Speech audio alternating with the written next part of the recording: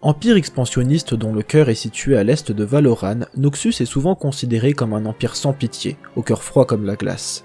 Pourtant, Noxus est un empire où la diversité règne, et où tout le monde a une chance de se faire un nom, si tant est qu'il en possède la force nécessaire. À l'origine appelé Terre Noxie, Noxus s'est formé peu après la chute de Mordekaiser.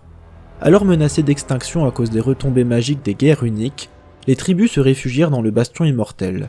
En sortant, ils trouvèrent leurs terres ravagées. Menacés de toutes parts, ils sont allés au-devant de leurs ennemis pour combattre, repoussant les frontières plus loin chaque année. Quelques siècles plus tard, les nobles de Noxus firent la promesse d'unir tout Runeterra sous une seule et même bannière, même si cela devrait prendre des centaines d'années. Ils élirent le premier grand général et Noxus devint une nation impérialiste. À Noxus, n'importe qui peut s'élever à une position de pouvoir et de respect, indépendamment de son statut social, de ses antécédents, de son lieu d'origine ou de sa richesse, du moment qu'il en montre les aptitudes nécessaires. Que ce soit la force brute, la maîtrise de la magie, des connaissances en politique ou bien un don pour le commerce, tout est bon pour faire de Noxus un empire de plus en plus puissant.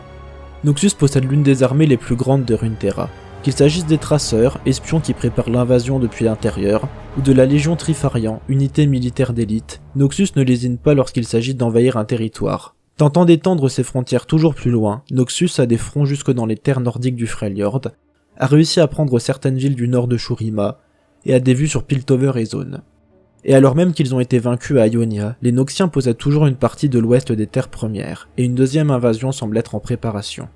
Noxus a connu un grand bouleversement lorsque Jericho Swain a assassiné le grand général Boram Darkwill pour prendre sa place. En tant que nouveau grand général, il a réduit l'influence des nobles de Noxus et instauré la Trifarix, un système de gouvernement à 3 têtes créé afin de réduire les risques de voir Noxus mené à sa perte par un seul dirigeant. Ce système se base sur les 3 principes de la force de Noxus: la vision, la puissance et la ruse, chaque principe étant incarné par un membre de la Trifarix. La vision est incarnée par Swain, et elle consiste à comprendre les choses dans leur ensemble, à les analyser.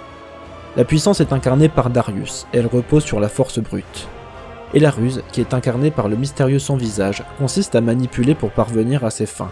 Ces 3 principes, en équilibre, permettent à Noxus de rester fort et de toujours croître.